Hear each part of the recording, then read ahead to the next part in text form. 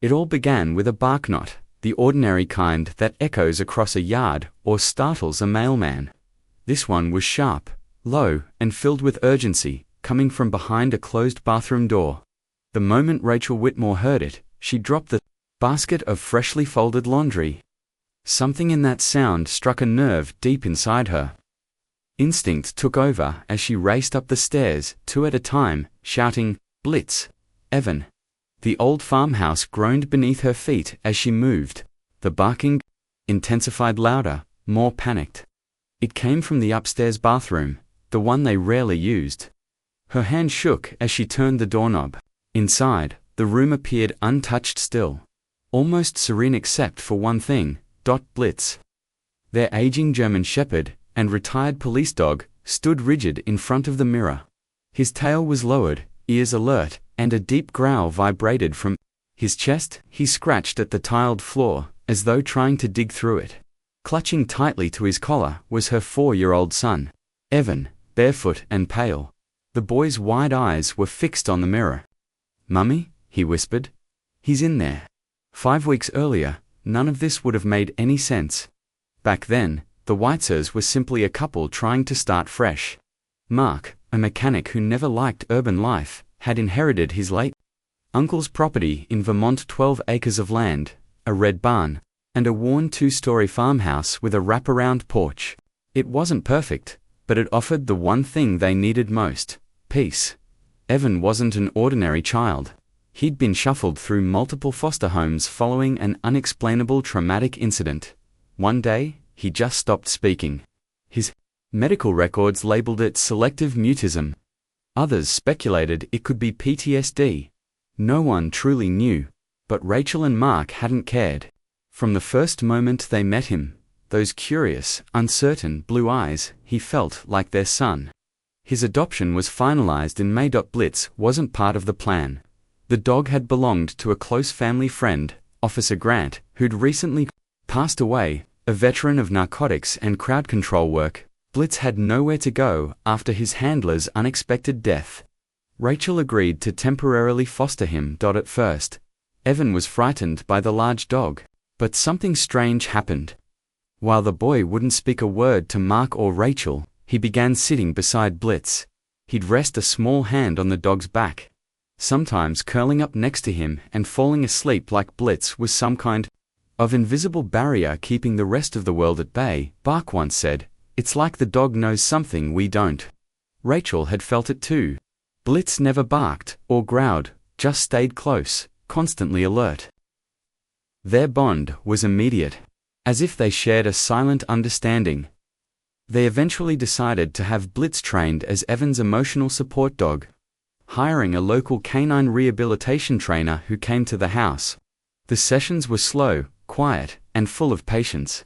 Evan even began to hum near Blitz and tap his fingers in strange rhythmic patterns, his own form of communication. Then came the bathroom episodes. The first time, Rachel didn't think much of it. Blitz had wandered into the guest bathroom upstairs and didn't come out for nearly an hour. She found him there, nose practically touching the mirror, staring so intently his breath fogged the glass. She chuckled. "What are you looking at, boy?" But the next day, it happened again, this time with a low growl. The following day, Blitz wouldn't even step inside unless Evan went in first. That's when the barking started. They chalked it up to leftover smells from previous residents, or maybe residual instincts from Blitz's years on the force. Rachel scrubbed the place with bleach and aired it out. But nothing changed. Blitz remained unsettled, and Evan became increasingly anxious. Whenever the dog barked at the mirror, the boy would hide under the kitchen table. He would shake violently if anyone turned on the faucet in that bathroom. That night, Rachel finally brought it up to Mark. "I think there's something wrong with the mirror," she said. Mark laughed. "What, like it's haunted?" "I'm serious, Blitz isn't acting like himself. And today," Evan said, "he's in there." "What does that even mean?" They sat in silence at the kitchen table. Blitz lay beside Evan, staring up the staircase. Ears perked. The next morning, everything shifted. Rachel woke to the sound of frantic scratching. She rushed to the bathroom. This time, Blitz wasn't just barking, he was clawing at the mirror. Both front paws dug at the wall, sending grout and dust flying across the floor. He growled, backed up, then pounced again. Evan stood behind him, calm but focused, pointing. "There," Evan said. "That's where the kids were." Rachel froze. "Kids? Evan, what kids?" But he said no more, eyes still locked on the glass, like he was seeing something beyond it. That night, Rachel pulled out old paperwork on the house. She discovered that the original structure had been built in 1907, but the bathroom was a later addition constructed in 1992 by a man named Thomas K. Drew, a former foster parent. She searched for more details, but found only a single note. In a local newspaper archive dated 2002, local man investigated for abuse allegations. No charges filed. Her stomach churned. She went back upstairs. Blitz still sat guard at the bathroom door. In the days that followed, Evan began speaking more, though only in fragments, and only when Blitz was nearby. He started drawing again. One crayon picture showed a hidden room behind a wall, with a small child and chains on the ground. Rachel gently asked, "Who's that boy?" Evan blinked and whispered, "Me." That night, Rachel sat beside Mark, hands trembling. "I think something's behind that mirror," she said. "And I think Blitz already knows." The following morning, Rachel stood in the hallway outside the bathroom, barely breathing. The mirror looked ordinary, but something about it made her chest tighten. She wasn't sure what she was expecting, a hidden latch, a message etched in glass, but it was just a mirror, or so it seemed. She knocked. Once Blitz responded instantly. From downstairs, he sprinted up, barking furiously, as if an intruder had entered the house. He pushed past her, sat in front of the mirror, and growled low and steady. His reflection mirrored his stancier's stiff, tail down, eyes locked forward. Rachel activated the voice recorder on her phone and knelt beside him. "Blitz, what are you trying to tell me?" He gave a single, sharp bark, then sat still, head tilted. That's when she saw a fine crack in the mirror's lower corner, barely visible. But it hadn't been there before. By noon, Mark had returned from work with a stud finder and a set of pry tools. "If we're doing this, we're doing it carefully," he said. Not wanting to damage century-old walls without reason, Blitz lay nearby, watching their every move. Mark ran the stud finder across the surface. "That's odd. What is?" Rachel asked. "It's hollow behind here. This is supposed to be a load-bearing wall." They exchanged glances. No words were needed. Mark picked up the pry bar. For the next 2 hours, they painstakingly removed the mirror. Behind it was what they feared, a sealed section of drywall, screwed in at the corners, clearly patched over long ago. Rachel's stomach dropped. "That's not normal, right?" Mark shook his head, "Not even close." As he removed the last piece, a rush of foul, stale air blew into the hallway. Blitz recoiled abruptly. Evan, who'd been playing with toy cars in the hallway, dropped one and scrambled backward on all fours, as if something had lunged at him. "Don't go in there," he whispered. "It's bad." Mark shone his phone's flashlight into the opening. Inside was a compact room, no bigger than a walk-in closet. The ceiling was low, the floor bare concrete, and there were no windows. The walls were covered with unfinished wooden panels. A single light bulb dangled from the ceiling, but it was shattered. Lying on the ground was a child's sock, dusty, torn. On the far wall, several metal hooks protruded, one still holding a frayed loop of rope. Rachel gagged. No one dared touch a thing. Mark blocked off the hallway and called the sheriff. Within an hour, 2 deputies and a crime scene technician arrived. They photographed everything, took measurements, and collected evidence. Throughout the entire process, Blitz stayed next to Evan. Watching like a guardian. Deputy Carla Romero stepped out from the hidden space, peeling off her gloves. "You said you just moved in recently." 5 weeks ago, Rachel answered, her voice trembling. "And the dog started reacting around then." Rachel nodded. "Only near that room," she said, glancing at Evan, "and with him." "Has your son said anything else?" Romero asked. Rachel hesitated, then replied. He said, "That's where the kids were." Romero's expression shifted. She stepped away to take a call. In the 2 days that followed, forensic teams rotated through the house. They recovered scraps of old fabric, fingernail marks etched near the base of the walls, and what appeared to be a rusted metal ID bracelet. Blitz refused to leave the hallway. Evan grew quieter, more withdrawn. He clung to Blitz as if the world outside had lost its light. One night, Rachel stayed up late, diving into anything she could find on the previous owner, Thomas K. Drew. He'd been a licensed foster parent for nearly a decade. At least 11 children had been under his care. 4 had been adopted. 2 had run away and were never located. 1 was said to have died after falling down the stairs. The rest no trace, no records. One line in a county report made Rachel's skin crawl. The subject, Drew, was never formally charged due to insufficient witness testimony and complaints later withdrawn. Several children placed in his care were too young or too traumatized to testify. She shut the laptop. Mark handed her a glass of water. "You all right?" "No," she said, tears streaming. "I think Evan was one of them." Mark stared at her, stunned. "But we were told he came from an agency in Massachusetts." "I checked," Rachel said. "That agency worked with Vermont. There's a gap in Evan's placement history, almost 8 months. It's listed only as emergency foster transfer, and that was exactly when Drew was still alive." Mark murmured, sitting down slowly. "So Evan was here before." Blitz barked downstairs. Rachel ran down and found Evan sitting in the living room, right next to Blitz, who was growling at the fireplace. Rachel knelt beside him. "Evan, what is it?" He didn't look at her. "He came from there, too." "Who?" "The boy.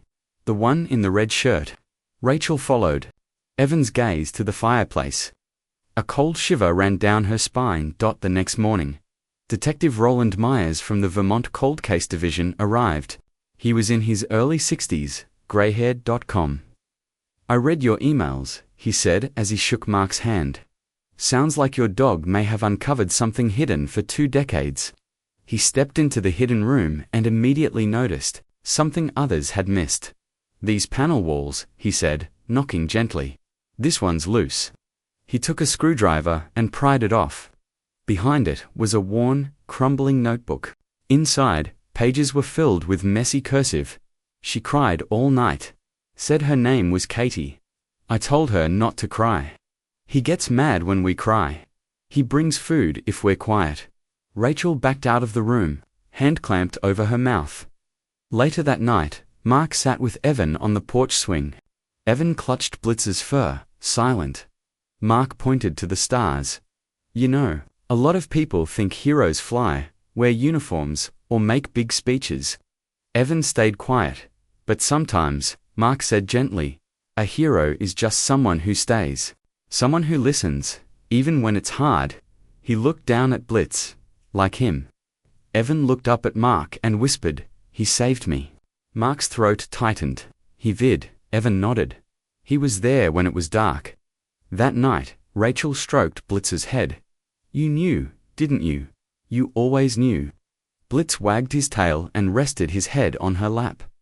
The morning after they found the notebook, Rachel was woken by a low growl. Blitz, not barking, just a deep, steady rumble. She sat up. Evan's bedroom door stood open. Blitz was in the doorway, body rigid, ears alert, staring into the shadows inside. Her heart thudded. "Evan," she called. Silence. She threw on a robe and rushed across the hall. Evan wasn't in his bed, but Blitz hadn't moved. His gaze stayed locked on the far corner of the room. Rachel flipped the light switch. Evan was behind the rocking chair, sitting on the floor with his stuffed bear, his forehead pressed to the wall. "Sweetheart," she said softly, kneeling beside him, "what are you doing?" His voice was faint.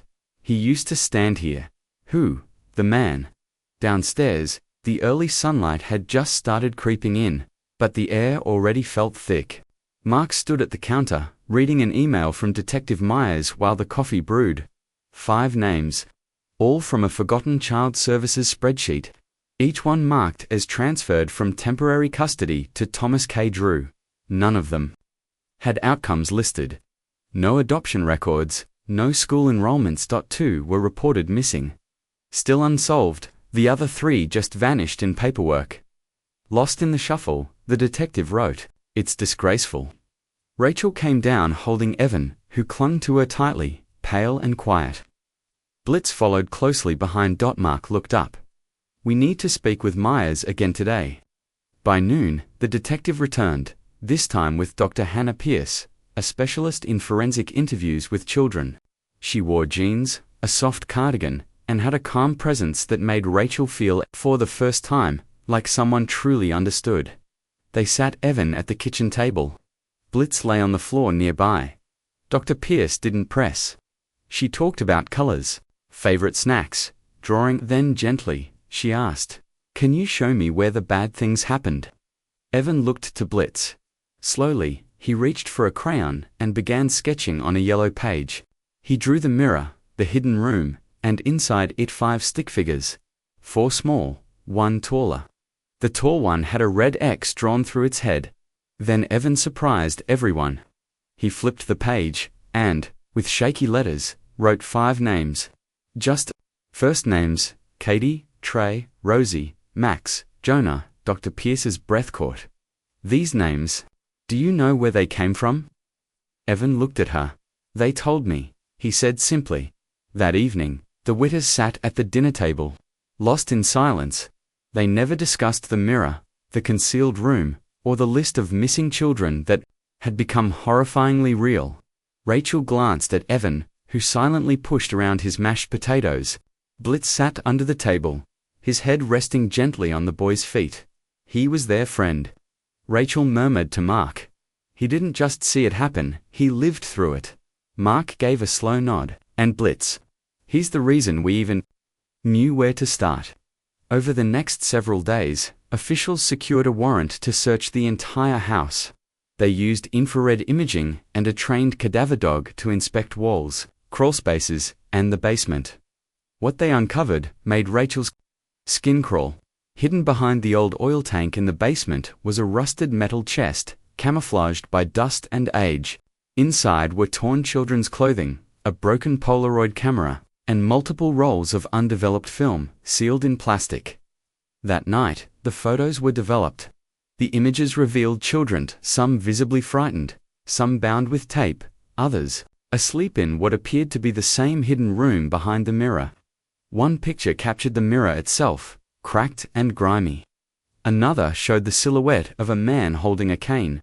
Rachel had to step out. Detective Myers later verified it. The shadow belonged to Thomas K. Drew. The timeline lined up exactly with the period Evan had gone missing.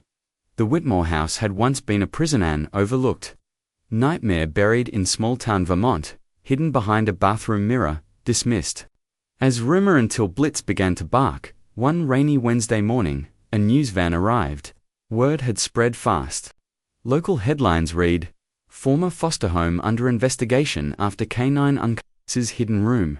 Retired police dog solves cold cases." The media attention was intense. Rachel declined every interview. She wasn't interested in publicity. She only wanted her son to recover. But Blitz didn't mind the spotlight. People brought him treats, toys, and bones. Children from the neighborhood sent handmade thank you cards. Yet Blitz remained grounded, never straying far from Evan's side. That weekend, Evan began to talk more. He told Rachel about Trey, who sang songs when the man was gone, about Katie, who told stories about stars, about Rosie, who tried to draw rainbows on the floor using a broken crayon. When Rachel asked why he hadn't told anyone sooner, he answered, "Because no one believed." Then he added, "But Blitz did." One night, Rachel was woken by scratching sounds. Her chest tightened. But it wasn't coming from the bathroom this time, it came from above. The attic. She climbed up with a flashlight, heart racing. Blitz stayed at the base of the ladder, whining. The attic was mostly bare, just cobwebs, boxes, and insulation. But something caught her eye. A wooden panel slightly out of place. Behind it, She found a dusty box labeled in thick black marker. Notes. Inside were dozens of letters, some on lined paper, others in crayon. Most had only first names like Jonah or Katie. A few weren't addressed to anyone at all. One stood out. It read, "If someone finds this, my name is Rosie. Please tell my mum I didn't run away. Tell her I was here. He told us we were invisible, but I'm not. I'm not." Rachel sat down on the attic floor and cried. The next morning, she handed the box to Detective Myers. He was quiet for a long moment before saying, voice thick, "This could help a lot of families find closure." Rachel rested her hand on his shoulder. "Don't thank me. Thank the dog." Later that week, Dr. Pierce visited to check on Evan. The boy greeted her with a smile and asked if she wanted to see his new drawing. She nodded. He held up a picture made with fresh markers, Blitz standing proud in front of a mirror, children smiling behind him. At the top, he had written, "He heard us." That night, Blitz curled beside Evan's bed, and Rachel sat quietly in the doorway. The boy who once spoke only in whispers now hummed in his sleep. The dog who once barked in alarm now breathed peacefully. The mirror was gone. But the room it hid would never be forgotten. A week later, the phone rang. Rachel had both dreaded and awaited this call. It was Detective Myers. "We matched two of the names Evan gave us," he said gently. "Katie and Trey. We reached out to their families this morning." Rachel froze, hand gripping the kitchen counter. "They've waited over 15 years for answers," he added. There were tears, but also relief. "You helped them find peace. Evan helped them. Blitz helped them." Rachel closed her eyes. "They weren't just names," she said. "No," Myers replied. "Now they're remembered." Outside, the last maple leaves turned crimson and gold, blanketing the lawn. October in Vermont looked like a painting. But inside the Whitmore house, something had shifted. Evan was different now. He smiled more. He spoke in short, clear sentences. He no longer hid when someone knocked on the door. He slept through the night with Blitz always by his side, like a warm, living shield. But some moments still lingered. Sometimes, mid-sentence, Evan would stop and stare at nothing. Rachel often caught him drawing eyes, many eyes peeking from cracks, from behind bricks, or under furniture. Mark brought up therapy. Dr. Pierce agreed. But Evan had just one condition.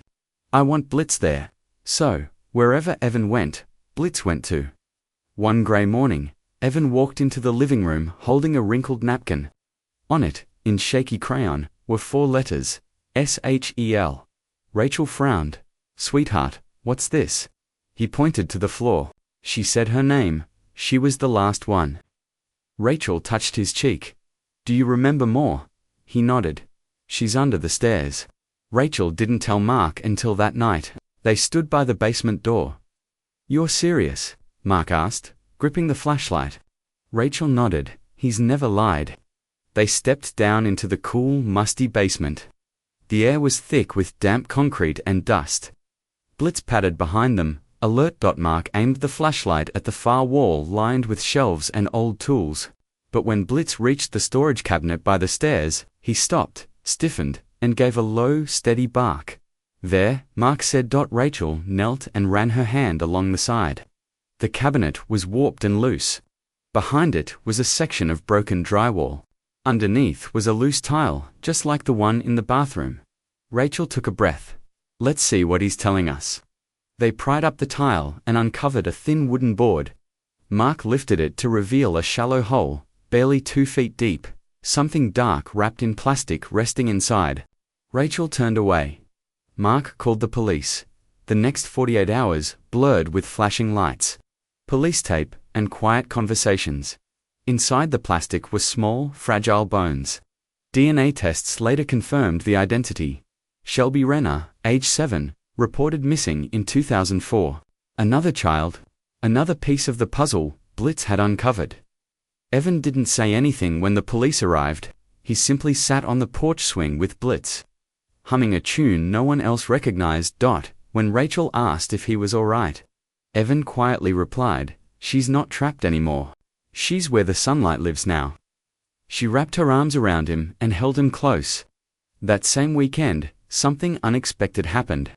Detective Myers returned, this time accompanied by a woman from the state governor's office, Lisa Conrad. She knelt beside Evan and offered him a small velvet box. Inside was a medal, specially designed with the inscription, "For courage in truth." Then she handed him a second, larger box. It held a collar tag engraved with Guardian and Hero Vermont's finest, made especially for Blitz. Evan didn't say much. He didn't have to. He simply hugged Blitz around the neck and smiled. That afternoon, the town gathered for a quiet ceremony on the green. It wasn't a parade, just a humble assembly. Families arrived holding candles. Some carried photographs of missing children. Others stood quietly, tears falling freely. Rachel stood with Mark, one arm wrapped around Evan, the other resting on Blitz's back. A local reporter stepped forward with a microphone and spoke to the crowd through the speakers. "Not every hero wears a uniform," she said. "Some wear fur, and some speak without ever saying a word." In the days that followed, the Whitmore family received letters from all across the country, from parents, caseworkers, and survivors.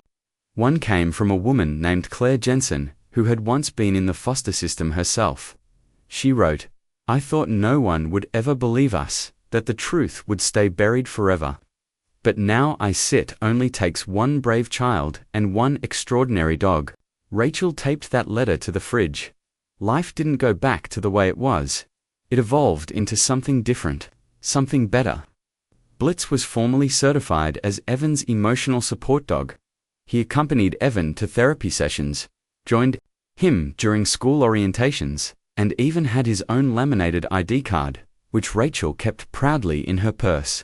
Evan began writing short stories, mostly about a magical dog who could hear voices no one else could, and who followed invisible scents no one else believed in.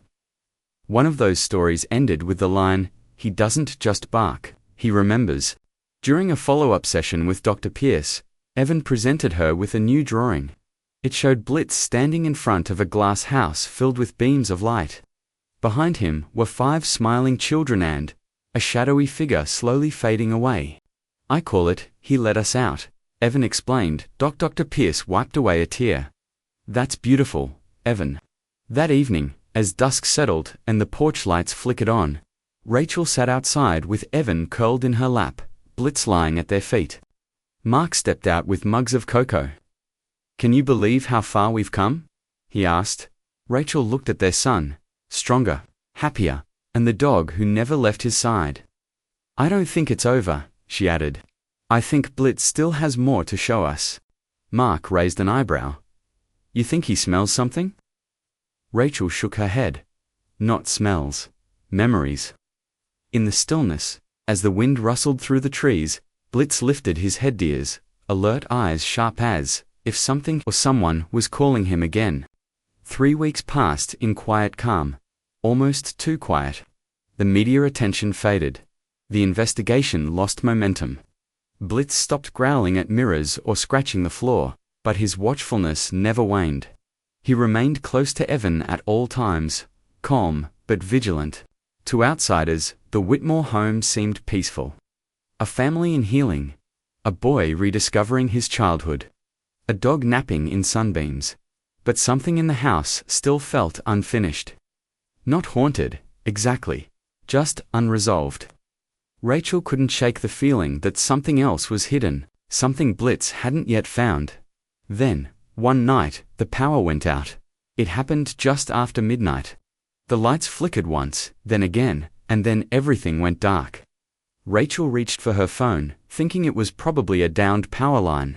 Mark checked the fuse box. Nothing seemed out of place. They lit candles and decided to head to bed. But Blitz had other ideas. He began pacing the hallway, his nose twitching, body stiff. Rachel heard the soft, steady tap of claws on the hardwood floor. He moved with purpose toward the guest bedroom downstairs, a room he'd never been bothered by before. But tonight, he growled. "Mark," she whispered. "He's doing it again." They followed Blitz as he moved to the far corner of the guest room. His nose pointed toward the built-in wardrobe. The air smelled mustier than usual maybe.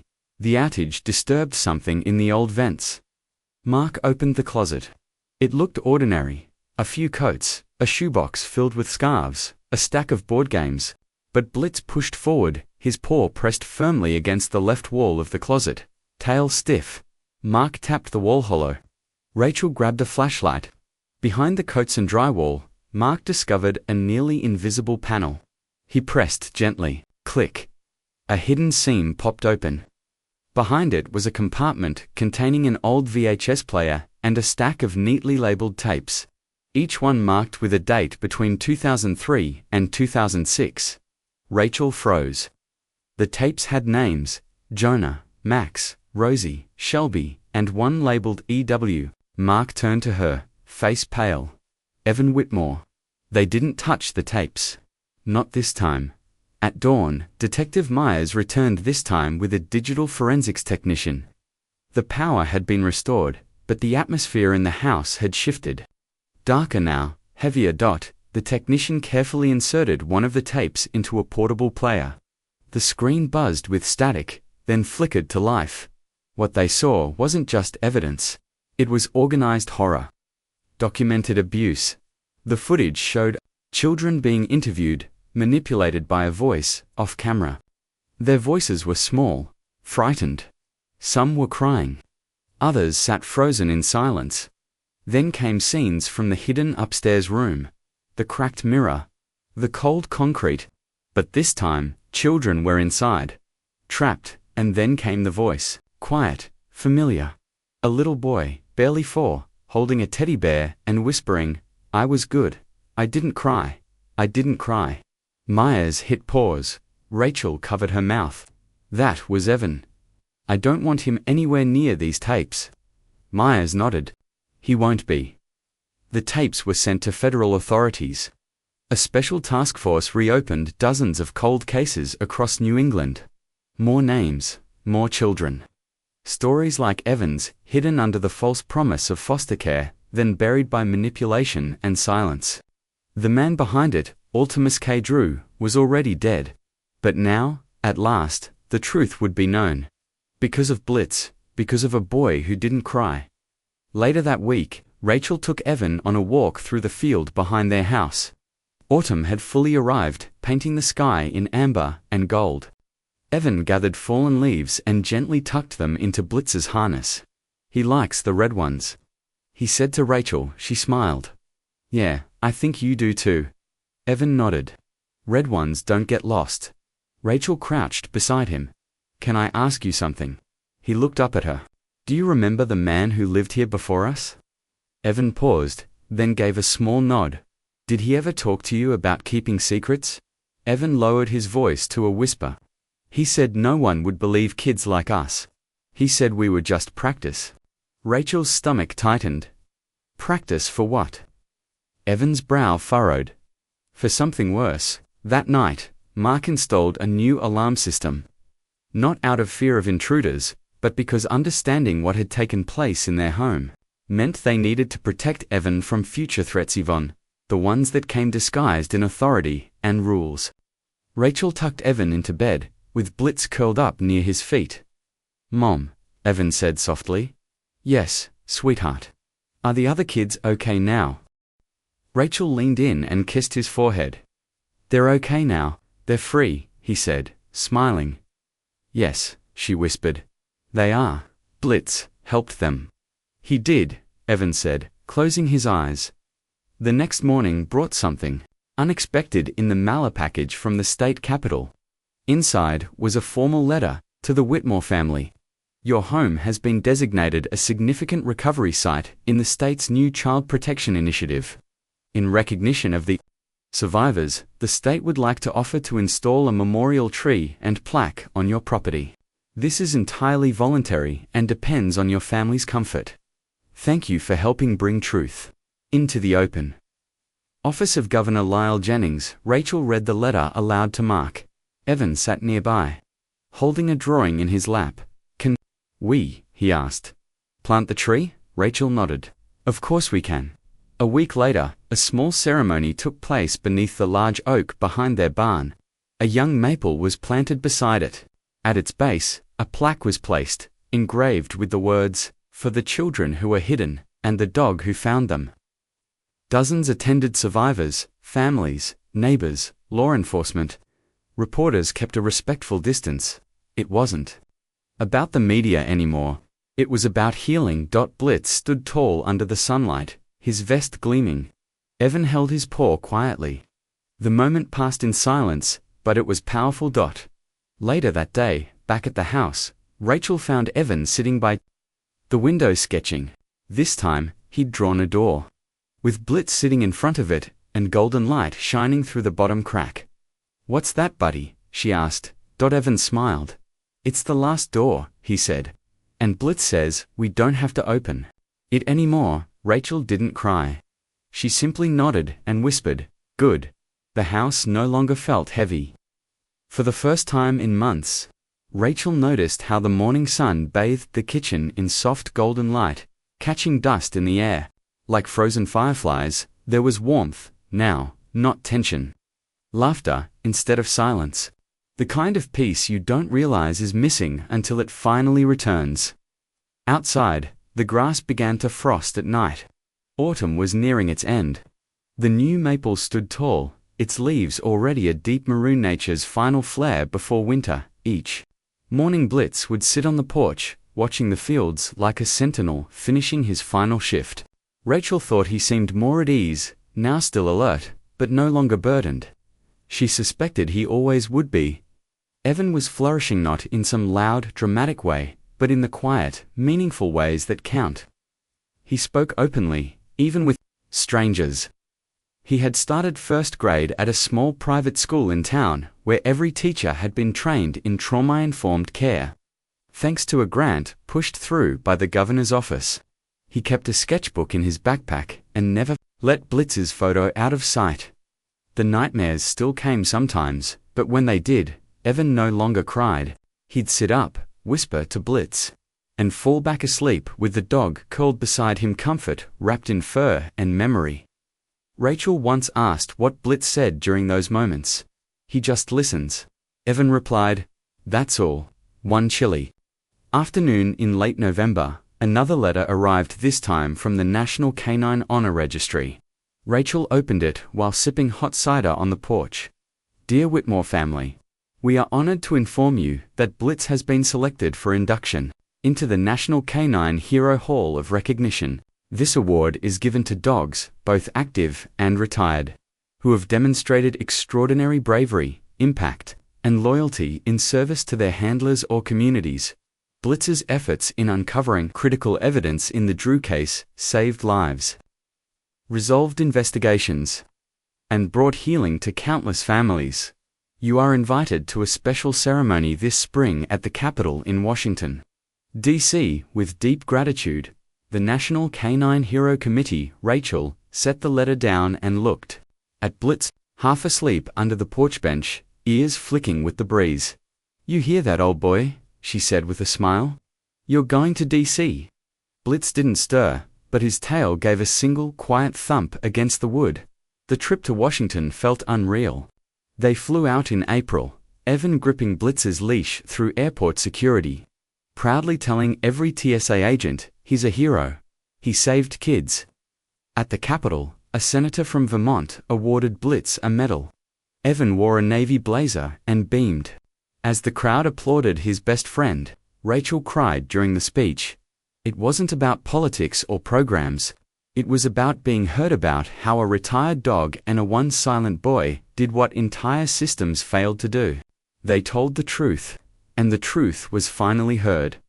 Life resumed after they returned, not as it had been before. Because before was gone, but something new, something earned. Rachel started a blog. Nothing flashy, just stories, reflections, journal entries, photos of Evan and Blitz, titles like "Courage Isn't Loud" and "The Mirror Dog." She didn't expect it to reach far, but it did. Parents across the country began sharing stories of children who had endured in silence. Therapists posted her blog in forums, A publishing agent contacted her about a memoir. Rachel declined. "This story doesn't belong to me," she said. "It belongs to Evan, and to Blitz." One Saturday in early summer, Evan asked something unexpected. "Mom, can I see the mirror?" Rachel hesitated. "Sweetheart, it's not there anymore." "I know," he said, tugging his shirt. "I just want to see the room." She looked at Mark, who gave a quiet nod. They took him upstairs. The room had been renovated, painted, softened. No harsh lights, no metal fixtures. Just shelves with books, a soft rug, and a few toys. Evan stepped inside, looked around, and sat cross-legged on the floor. He closed his eyes and whispered something Rachel couldn't hear. Blitz sat quietly beside him. After a moment, they simply stayed there, in peace. Evan got to his feet, brushed the dirt from his pants, and turned around. "We're safe now," he said quietly. "They told me." Rachel didn't have to ask who he meant. She already knew.